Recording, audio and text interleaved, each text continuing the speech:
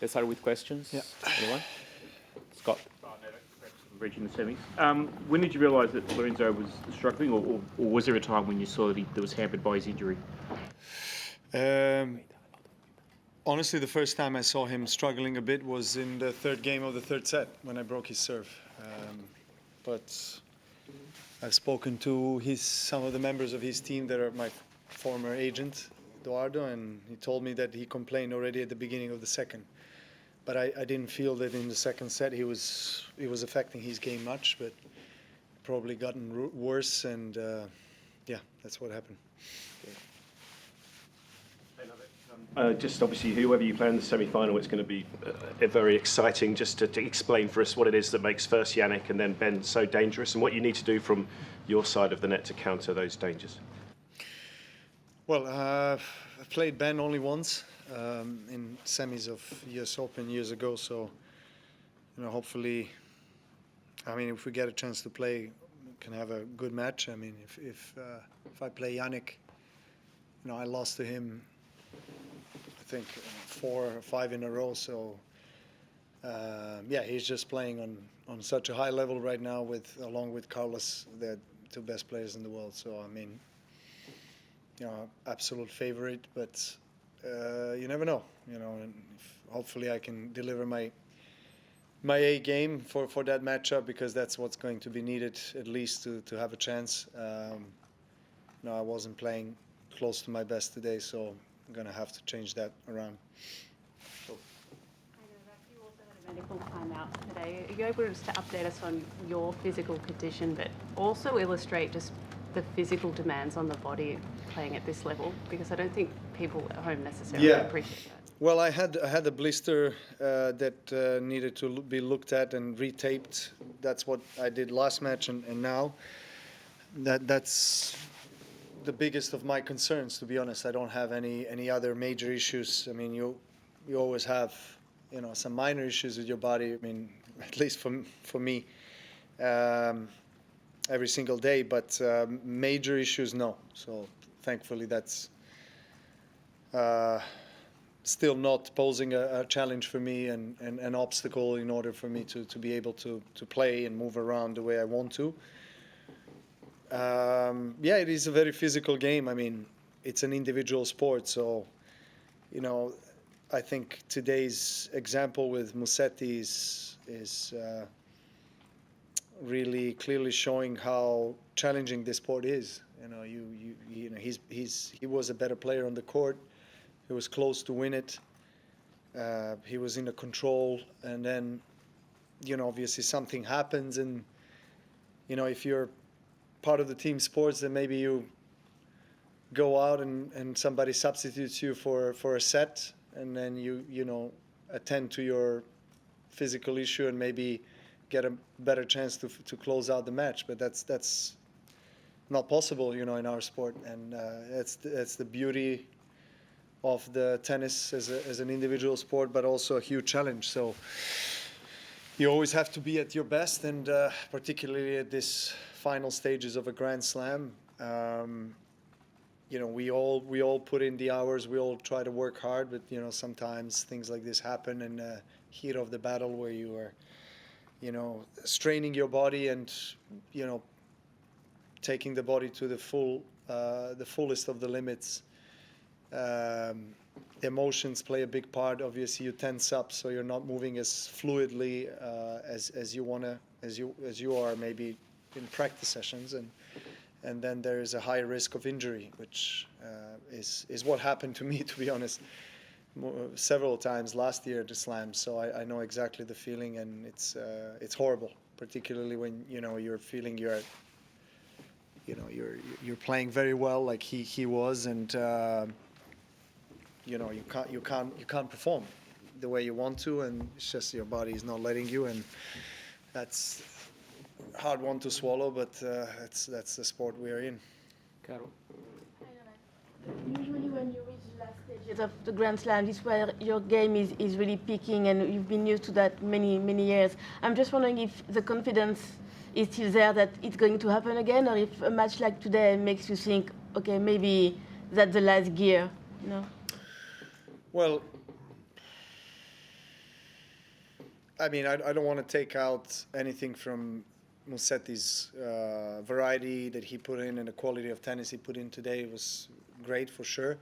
But I think I've underperformed for the level that I showed throughout this tournament up to today.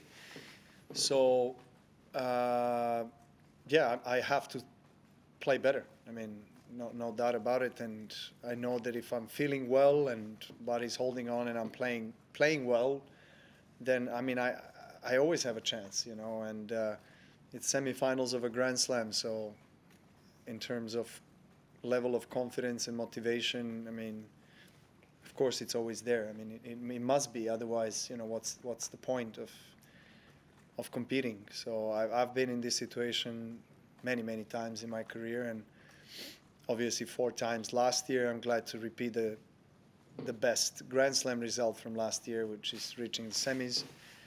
You know, I know that it's only going to get tougher from here, but I have to be ready for it now. I mean, I cannot predict the result or whether I'm going to play well or not, but I'm definitely going to give my best. Novak, congratulations. We've seen quite a lot of walkovers and retirements in this tournament. Do you feel like this is just an anomaly in this particular tournament? It's been very hot, the weather, or is there a sense the schedule isn't allowing enough recovery time for a lot of players? We know that the tennis schedule can be really brutal. Yeah, I mean, there's been a lot of talk on the schedule, and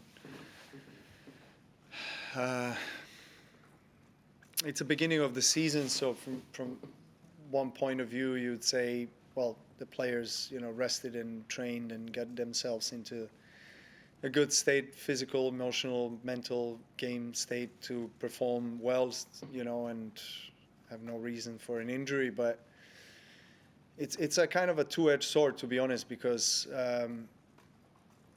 the off season is the only time of the year when you can really push yourself physically, but also, you know, mentally, emotionally on the court in terms of, you know, tweaking certain things about your game and improving and, you know, trying to put more effort than normally you would during the season. So that also requires a lot of energy and effort, and that, you know, puts an additional strain on the player.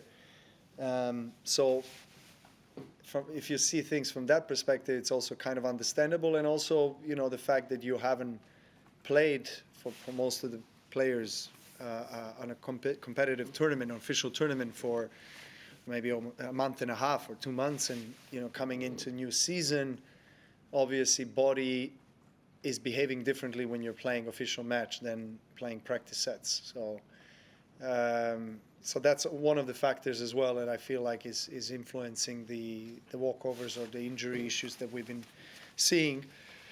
And myself, I mean, haven't had any big major injuries in Australia in the for first part of my career, but then the last 5-6 years I've had pretty much every year an issue. You know, in my case, it might be the age, it might be certain other things a bit different, but again, you are fresh in a certain way and motivated, but then the body is also shocked in a way when you start a season and you're like, you know, I'm gonna do more than I normally would because it's just the beginning of the season. I want to do well, so that can create, you know, physical issues. Last 2, Ben and Simon.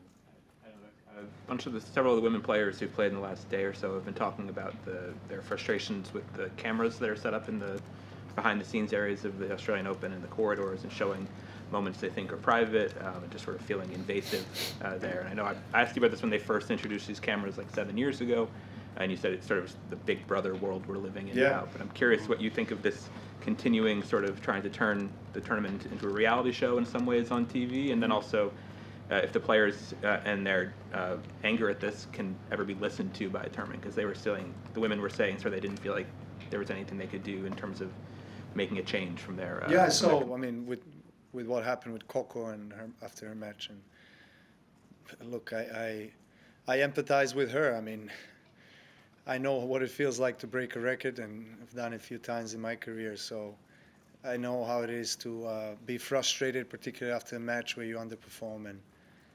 And I agree with her. It's really sad that you can't basically move away anywhere and hide and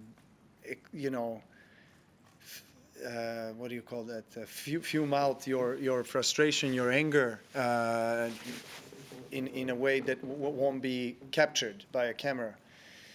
But we live in a society and in times where content is everything. So it's a deeper discussion. I guess it's really hard for me to see the trend changing in the opposite direction, meaning we take out cameras.